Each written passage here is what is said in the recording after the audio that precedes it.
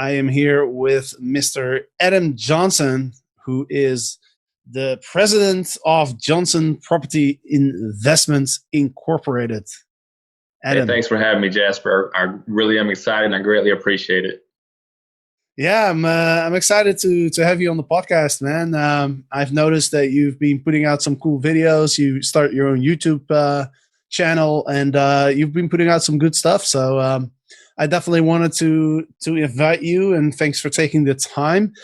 So in this podcast, we are going to talk about specifically direct bookings, but also just kind of general strategies for us hosts to get ourselves through this crisis, but also how to deal with everything on a mental level. I've noticed that Adam has a very strong mindset, a very good mindset. So I'd love to dive into that as well. But why don't you go ahead and kind of introduce yourself and let us know what you're up to with your company? So yeah, Adam Johnson, we started our real estate investing business about 5 years ago in Clarksville, Tennessee. We began like everyone else does, trying to flip houses.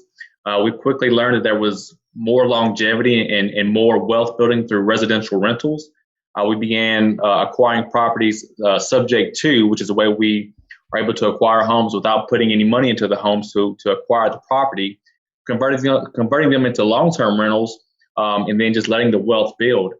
We got up to about 40. We're at 40 houses right now. Some of those are short-term rentals. Some of those are long-term rentals. And we absolutely love it. We're able to help people in a bad situation get rid of a property that they maybe not be able can't afford to take care of, or maybe behind on payments.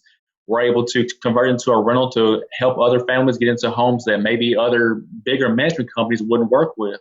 And now we've developed this real estate investing, Arias Simplified YouTube channel to be able to give back free content to help as many people as we can, because I remember what it was like on day one, not having the answers and making all the mistakes. So we try to give that to the public for free to help them get started in real estate, to show them that there is little to be scared about, but you can mitigate risk and make educated, guesses and really just jump into real estate because it is rewarding. And now we are financially free. We have passive income that supports our lifestyles, and we could not be happier for taking that risk up front 5 years ago. So let's talk a little bit about the short-term rentals side of your business, because I know you're doing investing, you're doing long terms. How many units do you have on short-term rental platforms?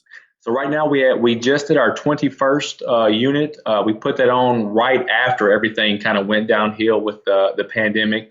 Luckily, through direct marketing, we had found a tenant for a 3-month stay before we even had it done.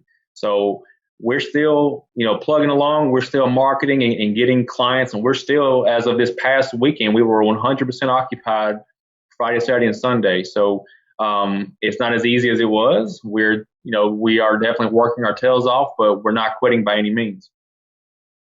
That's awesome. And I saw you're getting a lot of direct bookings through Housley, right? Which is the sponsor of this podcast. We're very good friends with Housley, so it was cool to see that you're having such good success with their direct booking engine. Yes, yeah, we love it. We signed up with Housley about 8 or 9 months ago. The platform is great. There are small minor bugs to work through, but no system is perfect. It is a one-stop shop, so I can send my 21 properties to potential clients. They can look at all of our homes, see the location, they can pay there. We love it, and it has definitely streamlined our processes.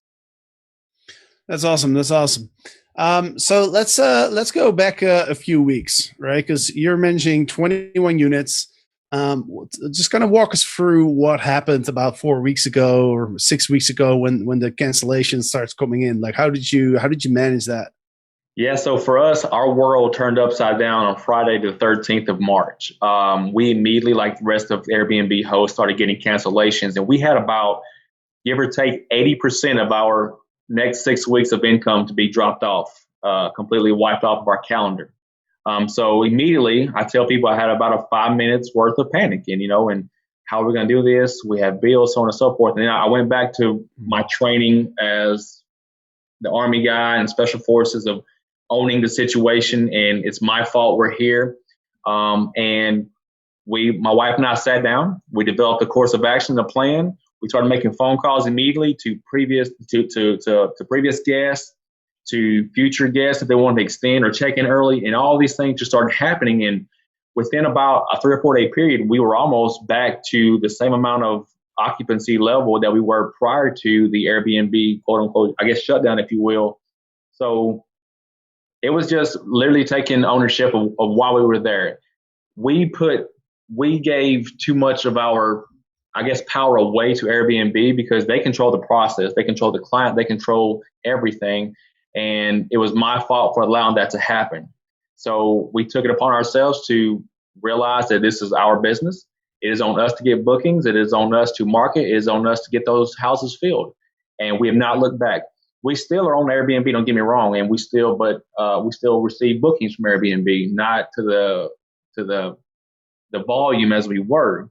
And I would like to get to where, we're 80% direct bookings and, 10% Airbnb and maybe HomeAway, take some of that and VRBO, all that kind of stuff. But, it's at the end of the day, it's my business. It's your business. You're responsible. And Airbnb, that client is not your client. That's Airbnb's client.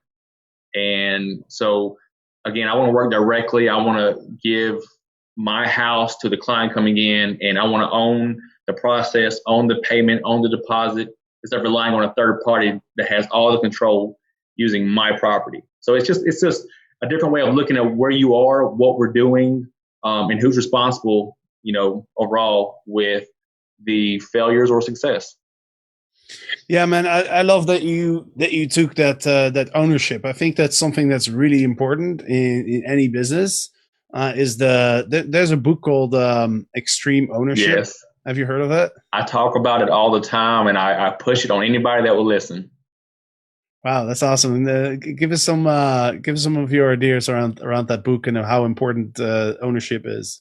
So Jocko Willink, I think if I'm saying his name right, he's a prior Navy SEAL. I was a prior Green Beret Special Forces. So I did what he did in the Army side, Navy SEALs.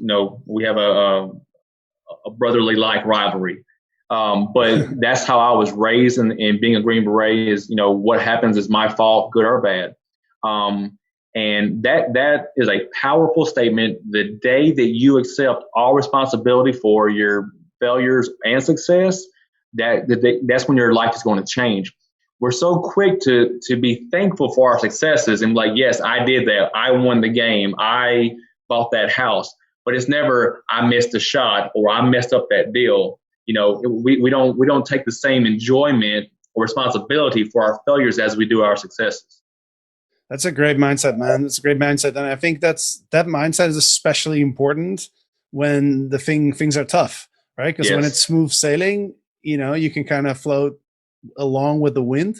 But when things are getting tough, that's when you really have to stand up and decide, like, how do you want to approach this challenge, right? Do you want to do what you're talking about, where you're like, okay, I can't control the world. I can only control my own actions. And, I am going to do whatever I can to make the best of this situation. Yes. Right? Amen. Yeah. That's awesome. And so you mentioned earlier that within a few days, you were almost back to the same occupancy that you were before. So that's incredible. That's over 21 units. So can you share some advice for the people that are listening and people who aren't at that level yet? Like what can they do to get there? So I would say put your pride behind you. You have to realize that the business success relies on you solely, and no one's going to come and save you. We had hired so much out for like the lawn care, the cleaning, amongst other type of tasks that we have within our business. Even the marketing, I had given most of the power to Airbnb for marketing for us. I realized that, hey, this is going to happen. It's going to be on our shoulders to make this happen. So unfortunately, we didn't want to downsize. That was not our plan. But we also have our numbers are very clear on what our expenses are, what our other costs are, what our income needs to be. So what we did as far as the occupancy, if you ever watch Sean Rakic, his YouTube channel, we were kind of a step or two ahead of him as far as realizing we have to lower our prices. We have to be the ones in the home doing the cleanings. We have to do the lawn care. We have to. It doesn't matter if I work 85 hours a week, 95 hours a week, 110. It does not matter. The only thing that matters, I learned this from the Army once again, is mission success. If it takes me working, 7 days a week, that's what it takes. There is no one to lean on or fall back on. So it was immediately making those phone calls, those tough phone calls of, unfortunately, the money isn't where it needs to be. The income isn't where it needs to be right now. So we had to let a few people go. That was a hard decision. But like I said, at the end of the day, we have to make this business work. Failure is not an option. And here's what I want to impress upon, anybody listening to this is, I think Tony Robbins mentions in one of his books, we all see things as short-term pleasure equals long-term pain. Short-term pain equals long-term pleasure. So it's going to be hard for the next 4, 6, 8, 10 weeks, maybe longer. But I've said this so many times, when the world catches back up, when this is all gone and the floodgates open, business is going to boom. All those weddings, bar mitzvahs, volleyball tournaments, whatever that was canceled is going to have to catch back up. Those travelers are going to be on those planes. Those Airbnbs are going to be filled. And where we're charging $55 a night because there's no occupancy, we'll be charging $255 a night once everything opens back up. So you just got to weather the storm, short-term pain, long-term pleasure, deal with it and make it happen. Yeah, I love that. And Eric, my business partner, he loves that saying, short-term pain, long-term gain. One of our company values is actually discipline equals freedom. It's kind of goes back to the same principle, right? It's like if you are disciplined and you do the thing that you have to do, even if it's painful in the short term, that's where you can create the gain, the long-term gain, or the freedom, if you will. Yep. So let's go back and dive a little bit deeper into you mentioned you called all your past guests on the phone, correct?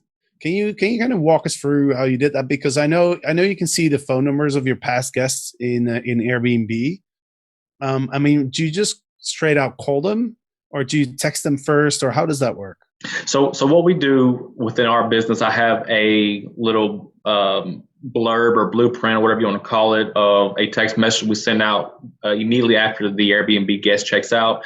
It is something like, hey, Stacy, thank you for staying with us on Airbnbs.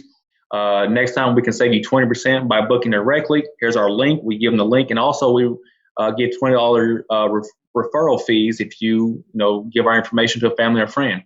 That right there is so basic, so plain, but we get so much returning guests because people do want to stay with us. They, why not get the same property for a 15, 20% discount? So pay less for the same property. By the way, we control the entire process. So we do that. We do call because some people are more comfortable, especially the kind of the older generation of our clients, at least is what we feel, are more comfortable over the phone than they are text message. Links and that kind of stuff may not be their language, but I can pick up and call and say, hey, Ms. Stevenson, we really enjoyed you staying at Flower Drive for this duration, blah, blah, blah, and just make it more personal by kind of bringing up the history between she and our business and how we can benefit her moving forward. Because right now that's our plug. We're giving discounts. Our homes are great for quarantine. They're disinfected, all the surface, and we use a 58-point cleaning inspection. All these types of buzzwords that are helping make our potential clients feel good about coming and stay with us. Mm-hmm. Yeah, for sure. Do you reach out to people by email as well, to your past guests? We do not. We don't do email because personally, I just feel like it's less personal, and it's so easy just to not read an email. It's so easy to just scan through it for someone you don't know. But a text message saying, hey, Stacy, this is Adam and Asuri from Johnson Property Investments. We've already have a relationship together.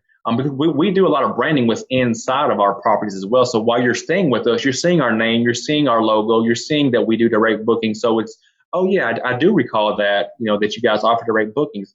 How can we work together and that kind of stuff? Yeah, it makes a little sense. So I want to go back to what you're saying about how after this crisis is over, everyone's gonna is gonna be ready to just go and travel and do all the things that they weren't able to do during the crisis.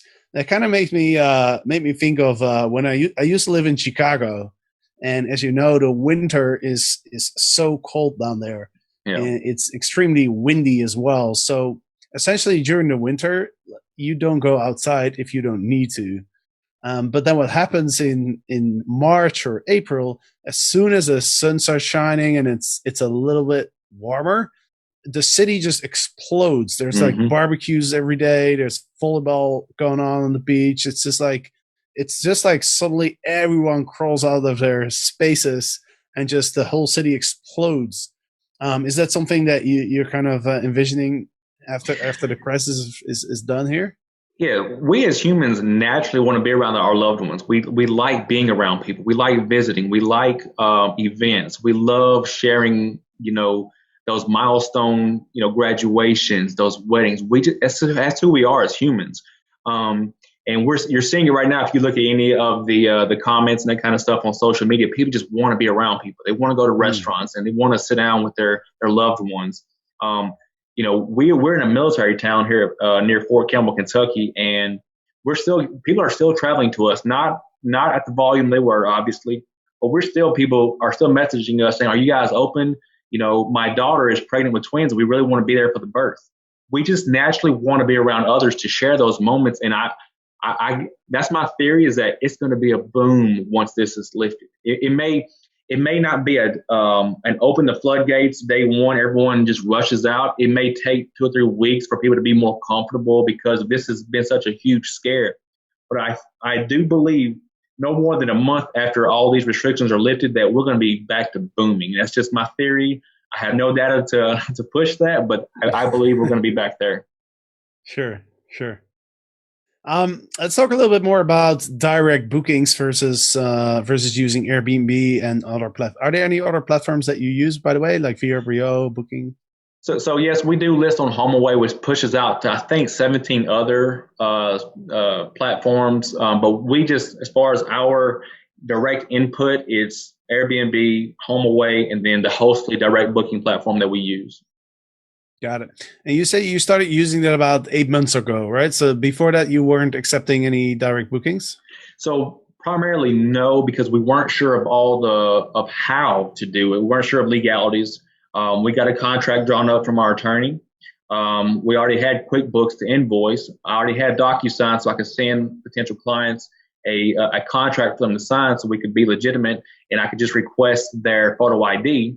So we had those extra moving pieces. I knew how to do what I do because I've been renting houses for years now, and I knew about how to get that daytime stamp on the DocuSign to make it legitimate and that kind of things and what your contract has to say. But being more legitimate in the eyes of the potential guest, that's what it's about. It's a marketing thing. So here's my website, which is Hostly. Here's our listings, here's my full calendar. It felt warmer to the potential client than getting a QuickBooks from Johnson Property Investments and getting a DocuSign email. So more moving pieces. But yeah, we've been very, very thankful and appreciative of using that Hostly website to use as a one-stop shop direct booking platform. Sure. Um, so there's a couple things that you have to kind of understand when you get into direct bookings, right? So let's imagine somebody wants to start doing direct bookings, person that doesn't really know how to do it. Like you said, when you first started, you weren't sure exactly how to do it. But there's a couple of things important, right? Number one, it's like you mentioned, the credibility, right? Because from the guest perspective, like if I book a place on a direct booking website, it has to have I have to feel some trust because I'm going to be worried about just wiring over the money and then it being a scam, Yep. right? So how do you build that credibility? So a lot of our direct booking clients, they find us first on one of the other two platforms, the Airbnb or HomeAway, and they'll reach out to us in a creative manner. So, or if a person messages me directly and they say, my friend stayed with you guys before, They said you have homes. I will send them my Airbnb link so they can see our properties are already, and they can see the reviews, the description. They can see everything in the most legitimate manner as possible. We have over, I think, almost 1,050 reviews from potential or from previous guests. We have the track record to show our legitimacy. So then I will then send them our direct booking link, same property, same description. You can see there's a history there. So that's how we, I guess, prove our legitimacy when it comes to direct booking. But even as a beginner, if you have, you have your home on Airbnb, you have one house and you've had 9 guests, you can show those reviews. You can send those screenshots to show that we've been working in this area for the past 6 months. We've had 9 guests. You can create that history. It doesn't have to be years and years of history, but even 6 months worth shows that you know what you're doing. You've had guests. You have a 5-star review, and all those types of, again, buzzwords to make that potential client feel good about working with you directly, paying you directly, signing that contract, and staying in your home. And that's something that a lot of hosts worry about is the security, right? Yes. Because how do you know that the person that will come to your home is who they say they are? Yes. How do you make sure that you get the payment? Yes. And what if they do damage to your property? Yes. So all those are very, very valid, and we all should worry about those. Let me just say, as far as my time working with Airbnb, even though they have a $1 million guarantee, sometimes getting even $50 is like pulling teeth for dog damage, stained sheets. So take that for what it's worth. I'm not going to bash anybody, but even that $1 million guarantee, it's hard to get 50 cents sometimes. But as far as protecting your asset, your property with your contract, I tell people it's your house. If you want to do a $1,000 deposit, that is on you. If you want to do a $2,000 or whatever you want to do, that's on you. So one thing is you have control of the deposit. Secondly, I always get a proof of ID, and the ID must match the name on the credit card. That way, there's no I think it's called chargebacks and that kind of stuff, or there's no fraudulent.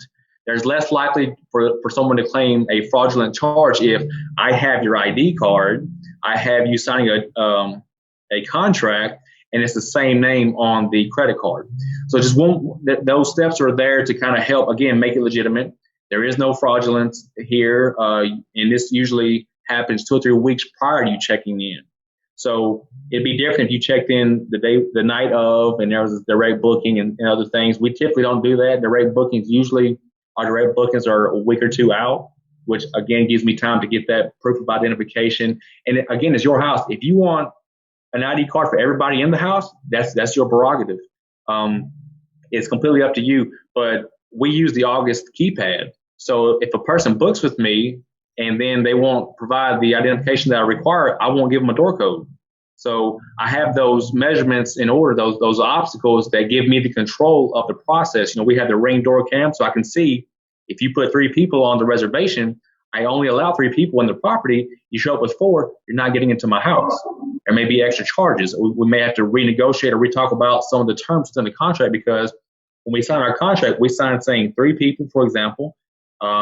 It's going to be Stacy, Brian, and Jake, whoever it is. And I have those control measures. So it's just, there is no perfect system. Don't get me wrong.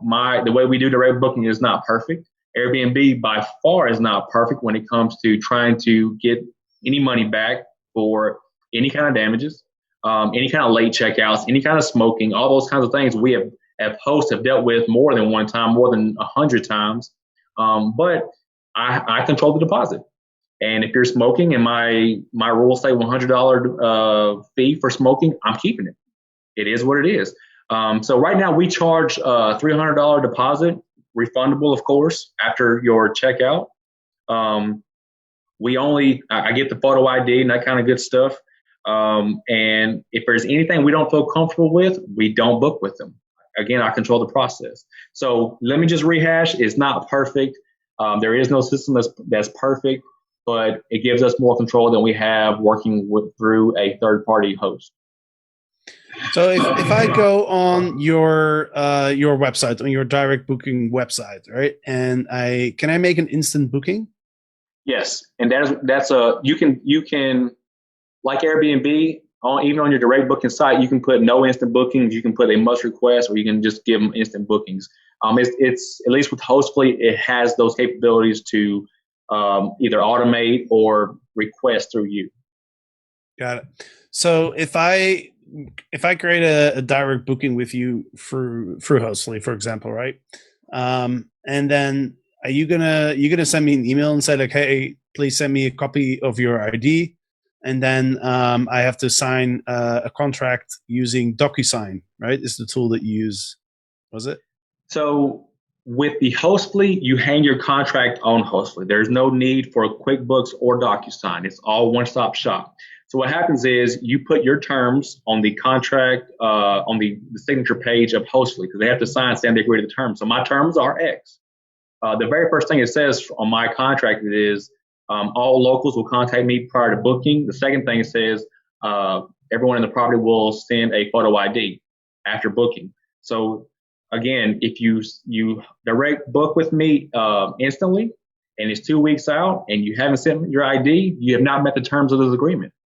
And it says no refunds. So you block my calendar. So if you have any reservations or not comfortable giving me your ID, well, you agreed to these terms upon booking the property. So no need for DocuSign, no need for QuickBooks, no need for anything outside. You literally attach your Stripe account for payment purposes to Hostfully. You, the client, can pay me directly. It goes to Stripe and hits my checking account. It sounds like a good process. I like it. Streamlined. Awesome, man. That's sounds like you've got your organization, your processes, and your system really well set up. What are your plans for the future, especially when when the restrictions are gone? Are you going to be looking to expand? And also, I mean, I think most of your units you own, right, as an investor. Yes. Are you also interested in managing other people's units, for example? So I'm a big firm believer in, one thing at a time and really being great at your niche. We are looking to continue to expand organically within our business to acquire new properties, to turn them into short-term rentals. We're not looking into managing other people's yet.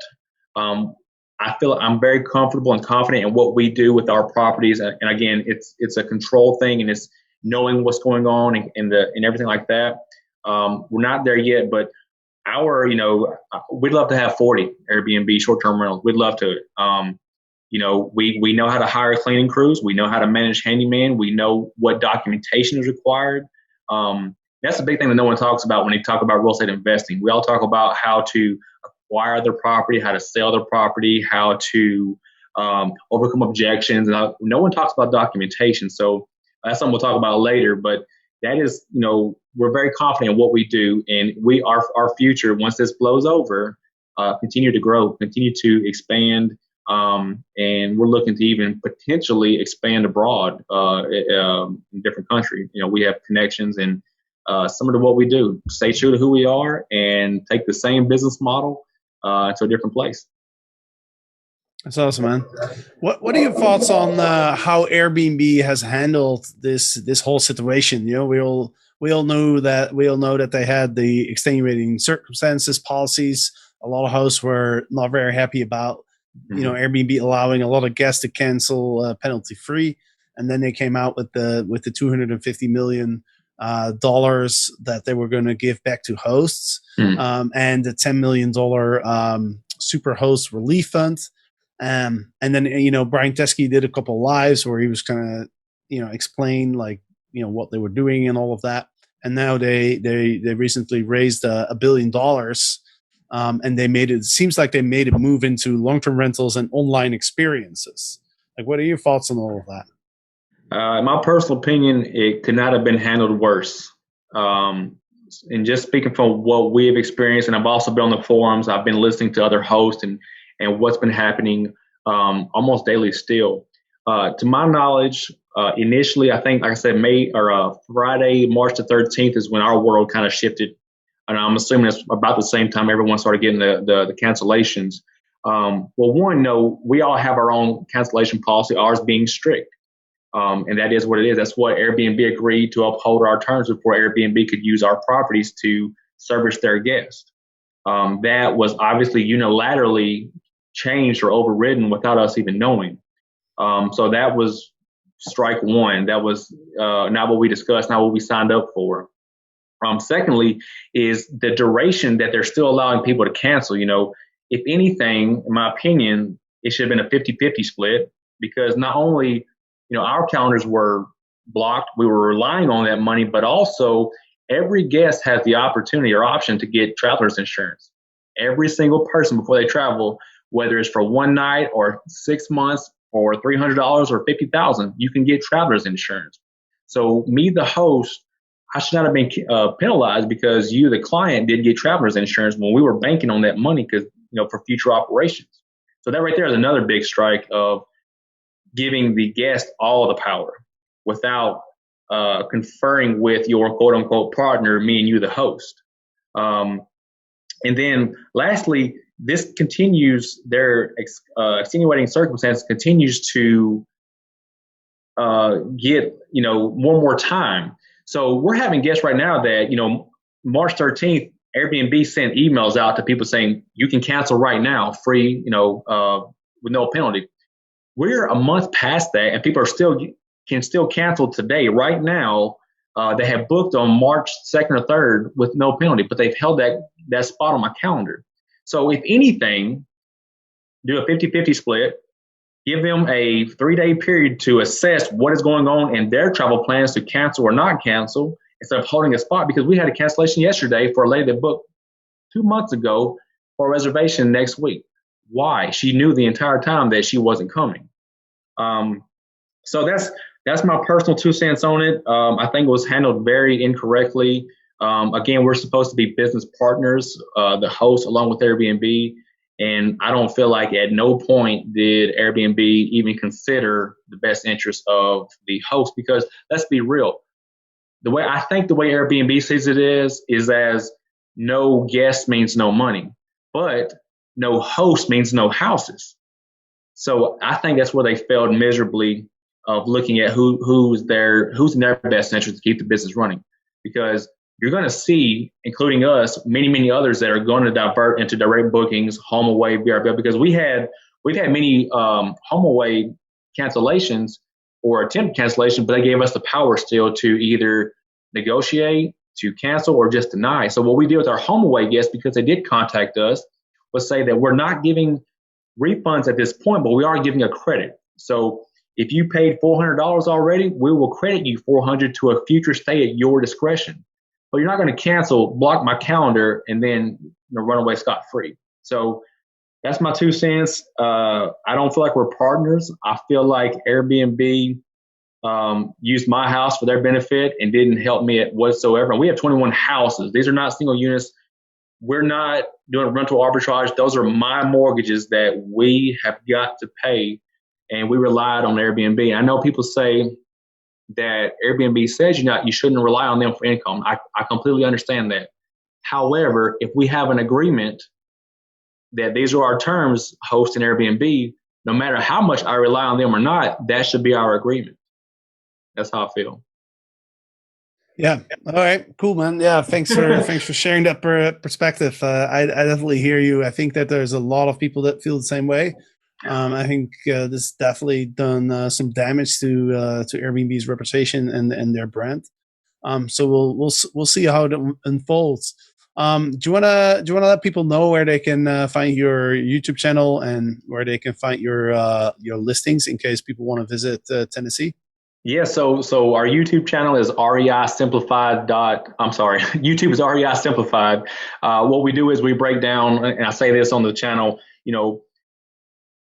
real estate situations that are complex that the beginning investor may or may not understand. And I built that YouTube channel for the beginning investor in mind. What I wish I had known 5 years ago before I made all the mistakes that I made, before I let deals fall through because I didn't have what I needed, didn't know how to talk to sellers, didn't know how to, what type of property makes a good short-term rental. We literally take everything that we've learned over the last 5 years and put it on this channel, and we're building as we go.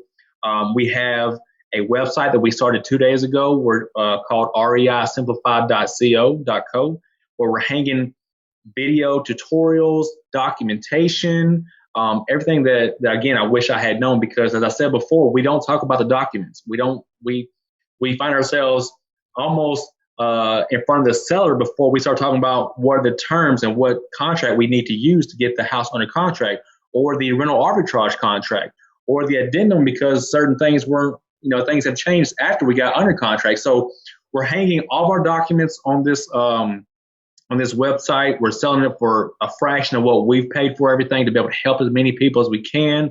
So if you're looking for, rental agreements between you and your long-term tenants, if you're looking for rental arbitrage agreements between yourself and that landlord, if you're looking for short-term rental agreement between yourself and that direct booking client, we're putting it on there. It's for the public to use.